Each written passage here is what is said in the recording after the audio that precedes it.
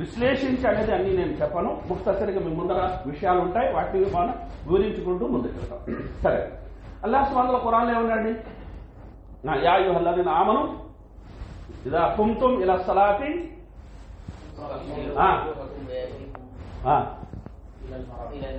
ఏమంటున్నాడు? నమాజ్ కోసం సిద్ధమైతే ఏం చేయాలంటున్నాడు?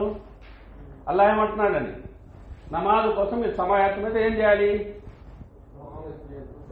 వుజూ చేయాలి, అదే కదా, వేరేది ఏం లేదు కదా. కనుక స్వర్గానికి తాళం చెవి లా ఇలాహ ఇల్లల్లాహ్, స్వర్గానికి తలుపు ఏంది? నమాజ్. ఓకేనా? మరి నమాజ్కి తాళం చెవి ఏంది? వుజూ. అంటే వుజూ ఉంటేనే నమాజ్ చేయగలం, వుజూ లేకపోతే నమాజ్ అవ్వదు. కనుక వుజూ అనేది చాలా ప్రాధాన్యత కూడుకున్నది. కనుక ముందుగా వుజూకి సంబంధించిన షరతులు మనం తెలుసుకుందాం.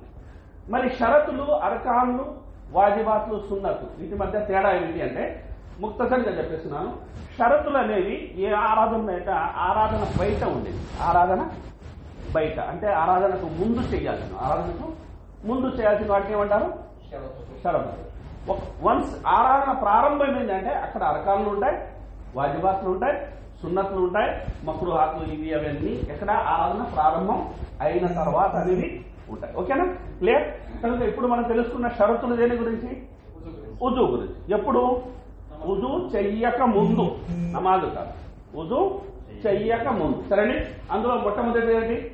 బిస్మిల్లా, మీరు చదవాలి. అంటే ముస్లిం అయి ఉండాలి. రెండవది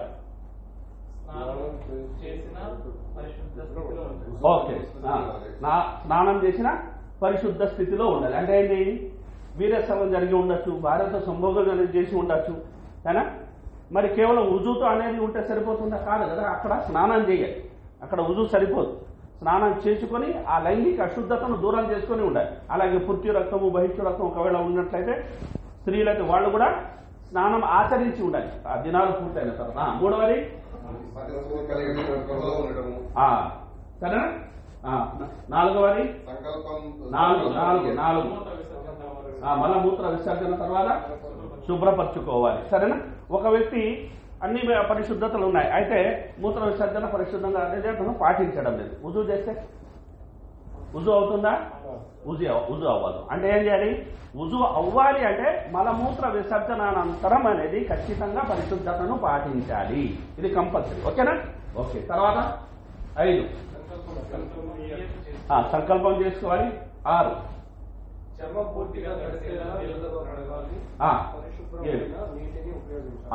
ఇప్పుడు సంకల్పాన్ని ఇట్ని దగ్గర తీసుకొచ్చాం. ఎందుకు తీసుకొచ్చాం దీన్ని?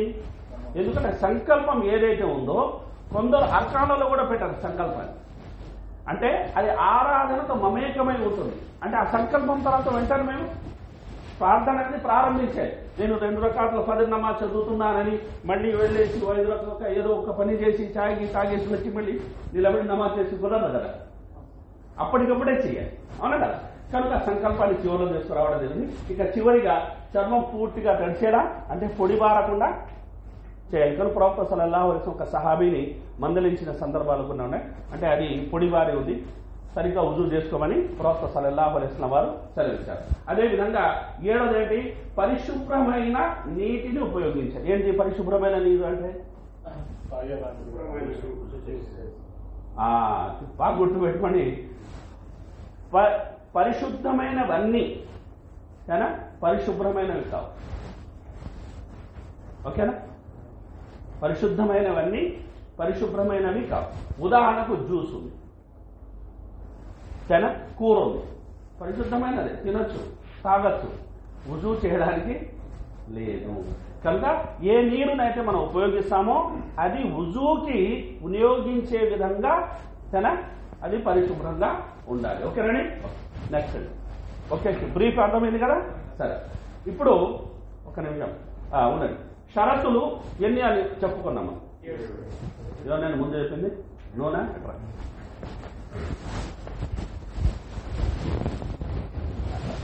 సలీం సార్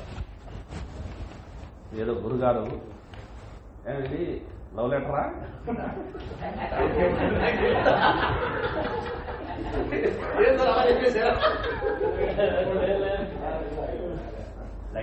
సరే అండి. ఈ ప్రపంచంలో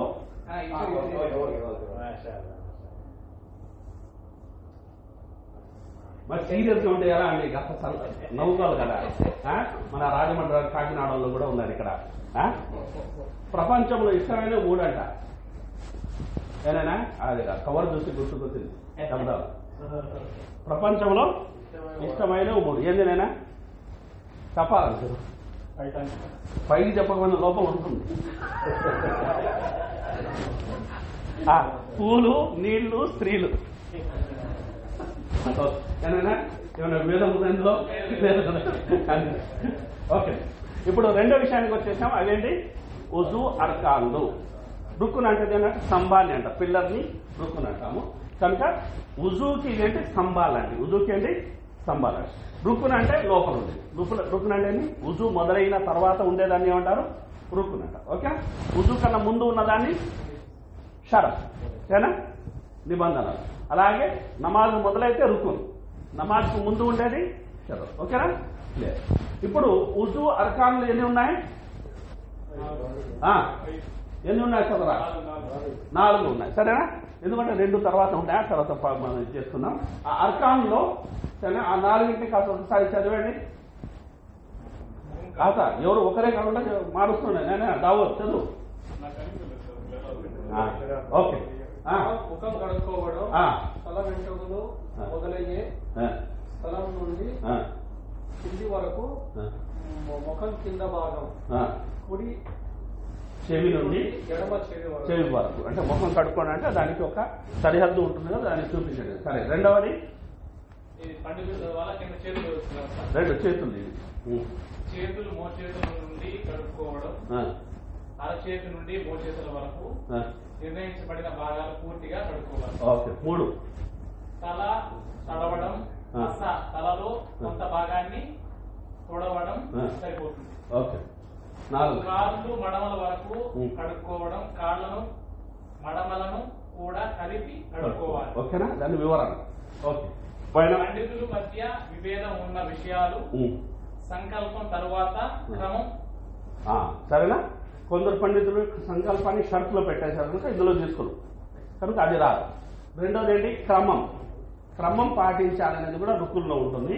అయితే కొందరు దాన్ని విభేదించారు కనుక దాన్ని కొందరు ఇది చేస్తారు. సరేనా? ఏదైనప్పటికీ మనం గమనించాల్సిన విషయం ఏంటంటే 4 అనేవి అందరూ సమిష్టిగా అంగీకరించిన విషయాలు. ఈ 4 విషయాలు ఎక్కడ ప్రస్తావించబడ్డాయి? ఆయత్ చెప్పాలి మీరు. ఎవరు చెప్తారు ఆయతు? ఉదు ఆయతు. ఇప్పుడే నేనే చదివి వినిపించాను. ఇక ఇదా కుంతుమ్ ఇలా సలాతి ఫగ్సిలు ఇలా మరాఫికి వంశహు వారుజు ఇలా కాబోయే. కరెక్ట్ అయిపోయా? ముందు ముఖము, ఆ తర్వాత పూర్తిగా చేతులు, ఆ తర్వాత తలను మసాజ్ చేయడం. 4వది ఏంటి? కాళ్ళను కడుగు. వీటిని ఏమంటారండి? అర్కాన్ అంటారు. వీటిని ఏమంటారు? అర్కాన్ అంటారు. సరేనే? కనుక పిల్లర్స్. ఓకేనా? ఇది రైట్. కరీం గారు, మన అబ్దుల్ అజీజ్, నేను నీకు ఇష్టం వేరే వాళ్ళకి ఇవ్వచ్చు, పర్లేదు. రా నేను రా, నువ్వు తీసుకో. ఓకేనండి. అర్కాన్లు ఎన్ని? 4 కదా? ఫిక్స్ కదా? ఇది గుర్తుపెట్టుకోండి. ఎందుకు? ఇది మిస్ అయితే ఉజు అవ్వదు. రుక్కున్ అనే దానికి షరతు కానీ రుక్కున్ కానీ రెండిట్లో ఏది మిస్ అయినా ఆ ప్రార్థన, ఆరాధన, ఆ విధానం అనేది స్వీకరించబడదు. కనుక ఇది గుర్తుపెట్టుకోండి. సరేనా? ఈ 4 మనం గుర్తుపెట్టుకోండి. సరే, తర్వాత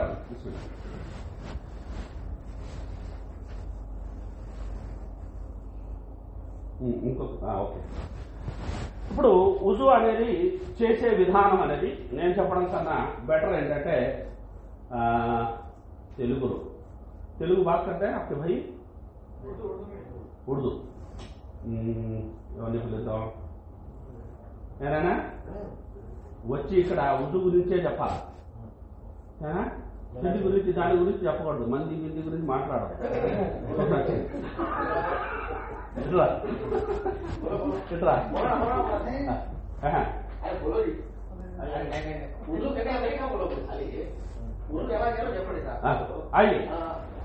అయ్యా తస్లీఫ్ లైఫ్ ఏదైనా ఈ అదనపు గౌరవం నీకు సరే మంది చూస్తున్నారు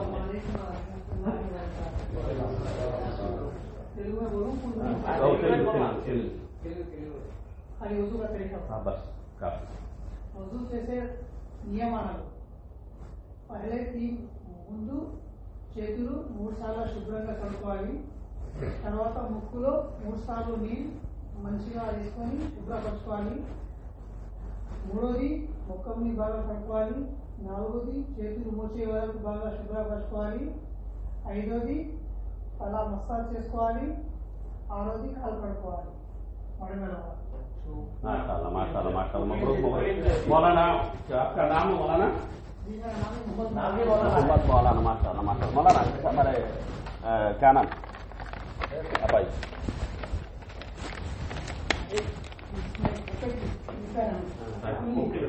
నేను చేస్తాను బిస్మిల్లా అలా కాదు సోదరా స్టేజ్ ఫియర్ అందరికీ ఉంటుంది నువ్వు అక్కడ కూర్చొని మాట్లాడేవాడు ఇక్కడ నిలబడి మాట్లాడటం ఎలా ఉంటుంది ఏమంటావు సరే ఉజు విధానాన్ని చక్కగా గురువర్లు వివరించారు. మీకు ఇన్షాల్లా నేను ఉజుకి సంబంధించిన ఒక పవర్ పాయింట్ ఉంది సపరేట్ గా మీకు పంపిస్తాను. ఇన్షాల్లా మీరు దాన్ని చూసుకొని అందులో ఇన్షాల్లా అన్ని యొక్క ఫొటోస్ తో సహా వివరాలు ఆదేశాలన్నీ ఇన్షాల్లా మీకు ఉంటాయి. సరే ముక్తసర్ అంటే ఒక బ్రీఫ్ గా మనం దాన్ని మననం చేసుకోవడానికి జరిగింది. ఎందుకంటే ఉజు చేసేది కదా భంగమైంది కనుక అది ముందు వస్తే ఇదే తర్వాత సరేనా. కనుక ఉజు మనం చేసుకున్నాం అల్హమ్దులిల్లా గురుగారి ద్వారా తెలుసుకున్నాం. ఇక ఉజును భంగపరిచే విషయాలు ఉజును భంగపరిచే విషయాలు సరేండి. బిస్మిల్లా ఇవి కాస్త పెద్దగానే ఉన్నాయి చదువు. నేను అబ్దుల్లా పర్లేదు వచ్చి నిలబడి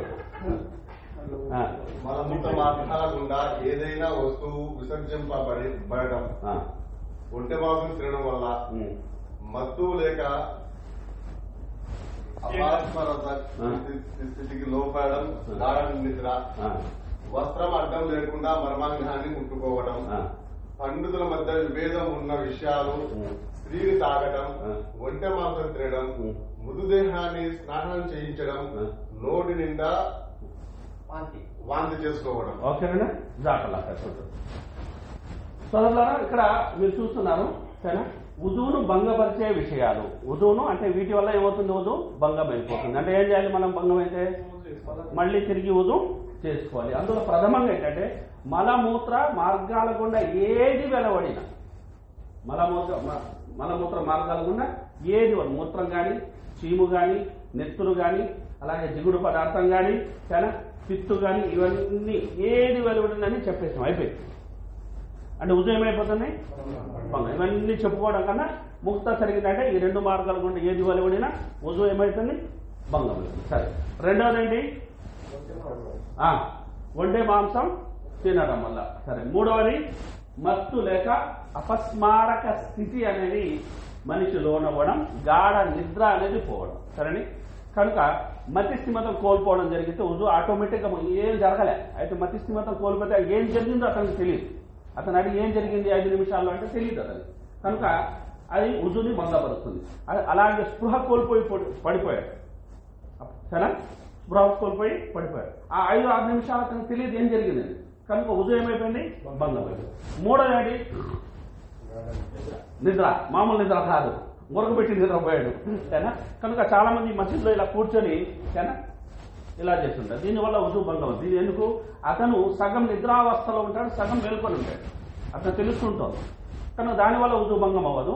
అయితే గాఢంగా నిద్రపోయాడు గోడ కాలంగా చాలా మంది కూర్చుంటారు చూస్తుంటారు సరేనా. సరే అక్కడ ఇమాం చెప్పింది ఇక్కడ ఇవి వినబడుతుంటాయి కొన్ని మసీదులలో అవునా కదా విషయపడతానేనా. కనుక అలా ఎవరైనా నిద్రపోయారంటేనే అతని ఉజు అనేది భంగం అయిపోతుంది. సరే మూడోది ఏంటి వస్త్రం అడ్డు లేకుండా మర్మాంగాన్ని ముట్టుకోవడం. వస్త్రం అడ్డు లేకుండా మర్మస్థానం అంటారు. ముఖ్యంగా మర్మాంగా కన్నా మర్మస్థానం. మర్మస్థానం ఫ్రంట్ ఉంటుంది బ్యాక్ ఉంటుంది గుర్తుపెట్టుంది. ఫ్రంట్ ఉంటుంది బ్యాక్ ఉంటుంది. మందైనా వేరే వాళ్ళదైనా చిన్నపిల్లని కట్టి చేసుకున్న ముడ్డి కడిగాం ఉజు భంగం అయిపోయింది. ఇది స్పృహ లేదు చాలా మంది అందుకు చెప్తున్నా. ఏం చేయాలి సాక్స్ తొడుక్కోండి ఇది ఉంటుంది కదా గ్లోవ్స్ ఉంటుందిగా, గ్లోవ్స్ ఉంటుంది కడిగితే ఏం కాదు. లేదా అడ్డు లేకుండా, అక్కడేముంది అడ్డు లేకుండా మర్మస్థానాల్ని ముట్టుకుంటే ఏమవుతుంది, రుజు భంగం అయిపోతుంది. పండితుల ఉభేదం ఉన్న విషయాల్లో స్త్రీని ముట్టుకోవడం అంటే చాలా మంది పండితులు దీన్ని సమర్థించలేదు, కానీ కొందరు ఈ విషయాలు చెప్పారు. నేను పక్కన పెడితే కానీ ఒంటె మాంసం తినడంలో విభేదం ఉంది. మృతదేహాన్ని స్నానం చేసిన తర్వాత రుజువు చేయాలనేటువంటి విభేదం ఉంది. నోటి నిండా వాంతి రావడం విషయంలో కూడా విభేదం ఉంది. కనుక విభేద విషయాల్లో మనం పక్కన పెడితే ముఖ్యంగా ఇక్కడ 4-5 విషయాలు మనకు తెలుస్తున్నాయి. వాటి వల్ల ఏమవుతుందని వుజూ భంగం అవుతుంది. అంటే మనం ఖచ్చితంగా వుజూని తిరిగి చేసుకోవాలి. ఓకేనండి, క్లియర్?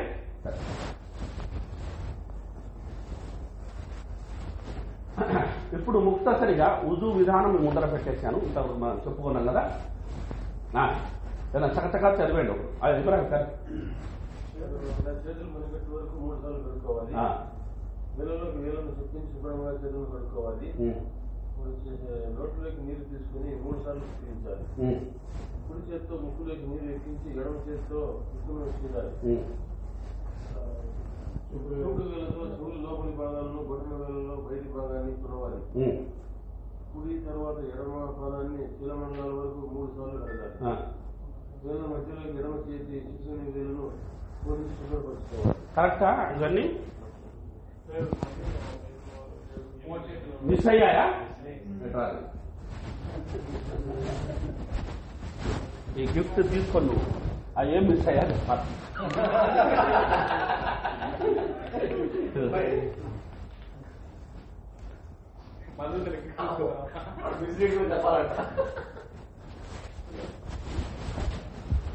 వివరాలు గమనించినట్టున్నాయి. కొంతమంది ఒకటే ఇట్లన్నీ ఇట్లా వేస్తారే, ప్రతి ఒక్కటి 3 చెవులు 3 అన్ని 3 కదా. కొంతమంది ఒకటే చూడండి. ఓకే వస్తున్నాయి సార్. కానీ బిస్మిల్లా. ఇంకా ఇక్కడ ఎన్ని ఉన్నాయి? 7 ఉన్నాయి. మిస్ అయినవి చెప్పు. 5వది ముఖం కడుక్కునేది. ముఖం 3 సార్లు కడుక్కోవాలి. మోచేయి వరకు చేయిని కడుక్కుని తర్వాత తర్వాత తలను ఫస్ట్ చెయ్యి కడుక్కుని తలను ఫస్ట్, దెన్ చెవుని, దెన్ ఈ చెయ్యి. Good good good. ఏం చదువుతున్నాను నేను? భుజం లేదు, భుజం మసాలా లేదు. వస్తున్నా కూర్చోండి. నేను చెప్పేసావుదా కూర్చో. సరే, ఇప్పుడు వుజూ విధానంలో మన సోదరుల మధ్యనే కొన్ని వేరేవి మనం చూసాం. ఉదాహరణకు సోదరులు చెప్పిన ఒక విధానం కానీ మన అబ్దుల్ రహమాన్ గారు చెప్పింది. వుజూ అనేది చాలా బాగా గుర్తుపెట్టుకోండి. ఇది ఎక్కువగా చేయబడే ఇది కనుక విధానం కనుక మీరు ఎక్కువసార్లు కలెక్ట్ చేస్తారు, ఎక్కువసార్లు తప్పు చేస్తారు. 2 జరుగుతాయి. తప్పుగా మీకు తెలుస్తుంటే తప్పే చేస్తుంటారు, ఒప్పుగా తెలుస్తుంటే ఒప్పే చేస్తుంటారు. ఓకేనా? కనుక వుజువు చేసే విషయంలో బాగా గుర్తుపెట్టుకోండి. అన్ని అవయవాల్ని ఎక్కువ అంటే 3 సార్లు కడగాలి. ఎక్కువ అంటే 3 సార్లు. 3 సార్లకు మించి కడగకూడదు. మీరు ప్రవహించే సెలయేరు దగ్గర వుజువు చేసిన అది వృధా అవుతుంది. కానీ వుజువు అవుతుందా లేదా ఆదేశం తర్వాత అయితే అది వృధా అనబడుతుంది. సరే, రెండవది ఏంటి? ఈ అవయవాల్ని 2 సార్లు 3 సార్లు 2 సార్లు ఒక్కోసారి కూడా కడగచ్చు. అంటే 3 సార్లు కదా మాక్సిమం. మినిమం ఒక్కసారి కూడా కడగచ్చు. కానీ ఇంకా మధ్యమం అనేది 2 సార్లు కూడా కడగచ్చు. ఒకసారి కడిగినా అయిపోతుంది, 2 సార్లు కడిగినా అవుతుంది, 3 సార్లు కడిగినా అయిపోతుంది. సరే, వుజూ అవయవాలన్నిటినీ 3 సార్లు. అయితే తల మసాహ్ మాత్రం ఒక్కసారి మాత్రమే. తల మసాహ్ ఒక్కసారి మాత్రమే. అయితే ఫ్లో ఉంది కదా, 3 అన్న ఫ్లోలో ఇవి కూడా 3 సార్లు చేసేసారు చాలా మంది. కనుక 3 సార్లు మసాహ్ అనేది లేదు. మసాహ్ అనేది ఒక్కసారి మాత్రమే. తల మసాహ్ ఇలా చేసిన తర్వాత ఇలా చేయడం అయిపోయింది. 2 ఒకటి ఇలా వెళ్ళాం కదా. ముందు అట్లే చెప్పలేదే. ఎప్పుడు ముందు మాకు చెప్పినప్పుడు ప్రతి ఒక్కటి 3 తూర్లు లేదు, ఎక్కడా లేదు. అది ఏమంటారు కన్ఫ్యూజన్ అవ్వచ్చు, మిస్అండర్స్టాండింగ్ అవ్వచ్చు, మనం అర్థం చేసుకునేది అవ్వచ్చు, ఏదైనా అవ్వచ్చు. తల మాత్రం ఒక్కసారి. Okay, clear. ఇప్పుడు సోదరులు ఏదైతే చేశారో మనం చేసి చూపింది అదేంటి, దాన్ని గర్దన్ కా మసాజ్ అంటారు మామూలుగా. ఇక్కడ మెడను మసాజ్ చేయడం. మనకు స్పష్టంగా అర్థం అవ్వాల్సిన విషయం అంటే మనం ఆల్రెడీ తడి చేతులని మెడ వరకు తీసుకెళ్తున్నాం. చూసుకోండి, అయిపోయా? తీసుకెళ్దామా లేదా? 7 వరకు మళ్ళీ ఇక్కడ తీసుకొచ్చి చేస్తున్నాం. మళ్ళీ ఎందుకునైనా నేను అక్కడ ఈ యుక్తి అనేది ఏమీ లేదు. రెండవది ప్రవక్త సలహా చేసినట్టు ఆధారాలు కూడా లేవు కనుక దాన్ని మనం వదలడం అనేది ఉత్తమం. ఒకటి మీకు అర్థమైపోయింది, ఆల్రెడీ మనం ఈ చేతులు వెళ్ళాయి, ఇంకోసారి మనం చేయాల్సిన అవసరం. తడిచి ఉండకపోతే మీరు చేశారంటే అర్థం ఉంది, లేదు కదా, ఆల్రెడీ వెళ్ళి వచ్చిందే కదా, సరే. కనుక ప్రవక్త సలహా విధానానికి కూడా రుజువు లేదు కనుక మనం దాన్ని చేసుకోవచ్చు. ఓకే, తర్వాత ఓకే, వచ్చేది. ఇప్పుడు తయమ్మం గురించి ముక్తసరిగా మనం తెలుసుకుని ముందుకెడదాం. తయమ్మం విధానం. ఎందుకు తయమ్మని ప్రస్తావించుకుంటున్నాం మనం అనే కొన్ని కారణాలు ఉంటాయి. ఆ కారణాలు మనకు సంభవించినప్పుడు ఖచ్చితంగా మనం నమాజ్ చేయాలి. నమాజ్ నుండి మినహాయింపైతే లేదు, సరేనా. కనుక తయమ్మం అనేది వుజూ మరియు స్నానానికి బదులుగా ఉంటుంది. తర్వాత స్నానం విధానం కూడా వస్తుంది, కానీ వుజూ మరియు స్నానానికి బదులు ఏముంటుంది, తయమ్మం ఉంటుంది. కానీ ఒకసారి ఎవరైనా మన సోదరులు బిస్మిల్లా అబ్దుర్రహమాన్ చదువు. తయమ్మం చేసే విధానం దగ్గరకు వచ్చే మొదటగా తయమ్మం చేస్తున్నట్టు మనసులో సంకల్పం చేసుకోవాలి. 2 అరచేతుల్ని నేలపై కొట్టాలి. తర్వాత 2 అరచేతులను ముఖంపై తుడుచుకోవాలి. తర్వాత కుడి చేతి ఉపరితలంపై మణికట్టు వరకు ఎడమ చేతితో తుడుచుకోవాలి. అలాగే ఎడమ చేతిని కూడా. అయిపోయిందా?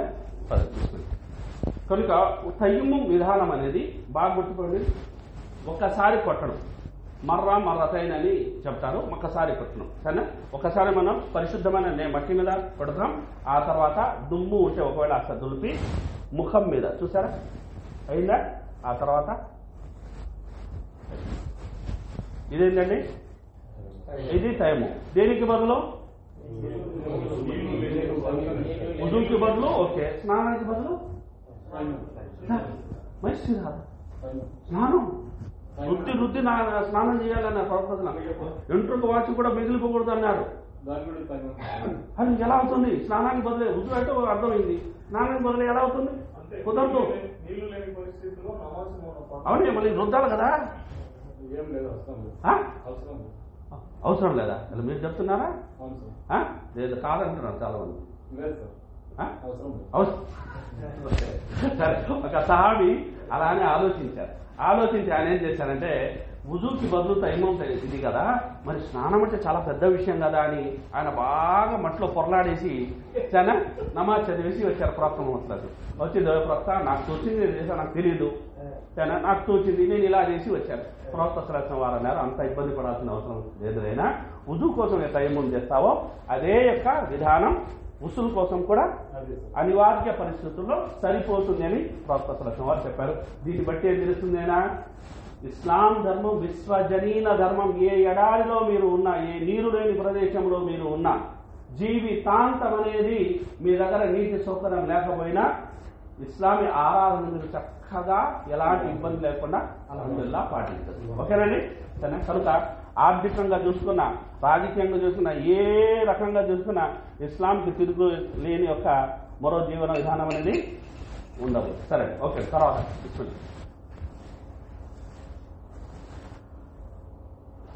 సరే, ఇప్పుడు ఇది ఎందుకు నేను పెట్టాను, గుసులు అనేది ఎందుకు పెట్టాను? నమాజ్ గురించి కదా చదువుతున్నాం. గుసులు అనేది ఎందుకు పెట్టానంటే, ఒక సంఘటన నన్ను ప్రేరేపించింది కనుక చెప్తున్నాను. సరేనా. అబూ ఫహద్ ఇబ్రాహిం ఆయన చెప్పిన మాట ఏంటంటే, ఓ మసీదులో నమాజ్ చదివేవారు, నమాజ్ చదివించారు. 60 సంవత్సరాల వృద్ధుడు వచ్చి ఆ రోజు గుసులు దేని కారణంగా అని చెప్పారు. ఏ కారణంలో మనం గుసులు చెయ్యాలని ప్రసంగించారు.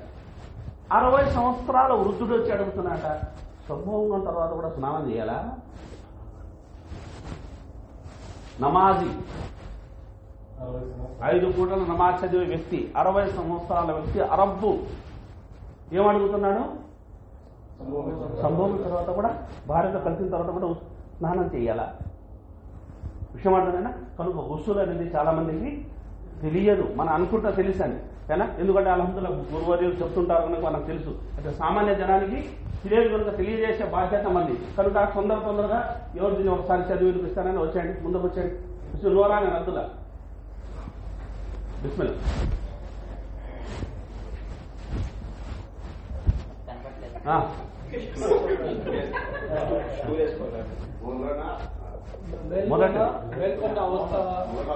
అవస్థలోనైనా లేదా నిద్ర వ్యవస్థలోనైనా లైంగిక కోరిక మూలంగా విరసనం జరిగితే సంభోగం తర్వాత గుసులు చేయడం అనివార్యం అవుతుంది. ఆ స్థితిలో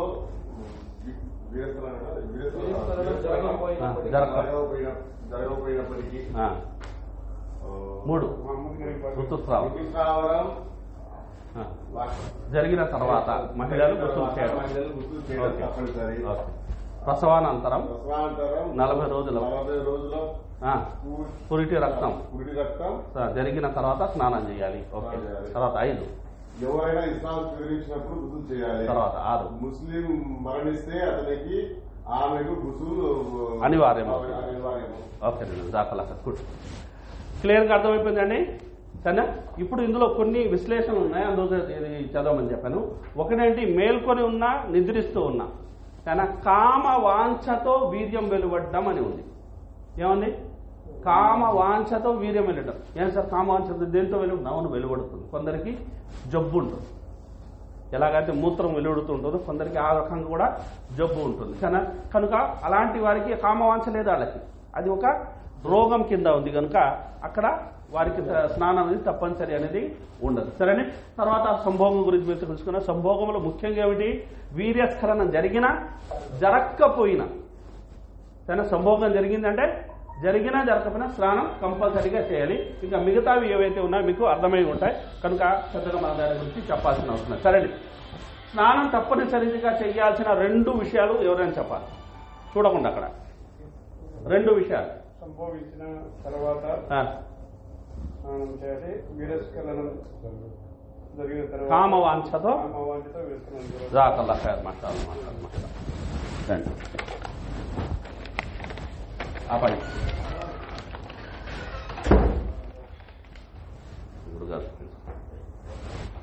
ఓకే సార్, క్లియర్. నెక్స్ట్ అండి, నెక్స్ట్.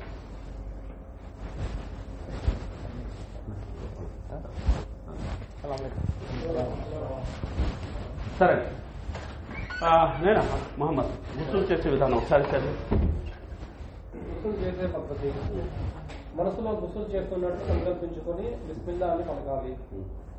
రెండో విషయం, 3 సార్లు మణికట్టుల వరకు 2 చేతులను కడగాలి. తర్వాత మర్మాంగాన్ని కడుక్కోవాలి.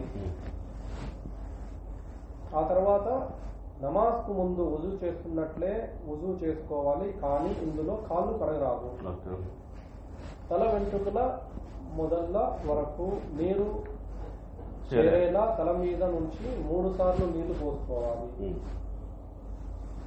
కుడివైపు నుండి మొదలుపెట్టి ఎడమ వైపు వరకు మోచేతులు, చేతులు, వేళ్లు, శరీరం అంతా వెంట్రుక వాసి కూడా పొడియకుండా నీళ్లు పోసుకోవాలి. చివరిలో కాళ్ళు కడుక్కోవాలి. ఓకేనండి, క్లియర్ అయిందా? కింద ఏముంది? సున్నత్ విధానం. ఇది సున్నత్ విధానం. ఓకే, క్లియర్ అయిందా? ఇలా మనం చేసిన ఏమవుతుంది? సంకల్పం అన్నీ ఉన్నాయి కనుక పుణ్యం వస్తుంది, పరిశుద్ధత లభిస్తుంది, పుణ్యం వస్తుంది. అలా కాకుండా ఏమి లేకుండా మీరు స్నానం చేసేసారు. ఏం సార్? పూజ చేయకముందు ఉజు చేయక ముందే ఉంది, 3వది తర్వాత ఉజు ఉంది, ముందే అది. సరేనా? చూడండి, 3 సార్లు మనికెట్లు ఇది ఉంది, అది కాదు, దాంతో సంబంధం. చేతులు కడుక్కుంటున్నాం మనం, ఎందుకు చేతులకు ఏమైనా తగిలి ఉంటుంది కదా, అందుకు. తర్వాత మనము ఆ తర్వాత ఉజు. ఓకేనా? కాళ్ళు ఎందుకు చివరిలో చెప్పారు? ఎందుకు?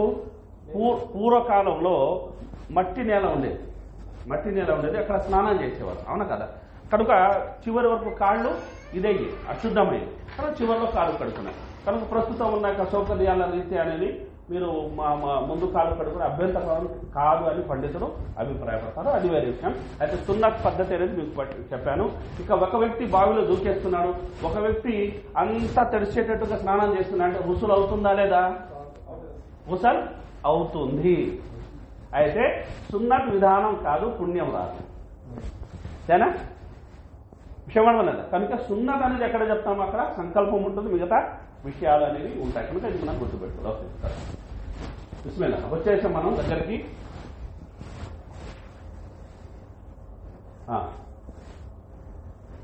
నమాజ్ షరతులు అని ఇంతకుముందు చెప్పాను మీకు. షరతులు అనేవి నమాజ్ బయట ఉండేవాటి షరతులు అంటారు.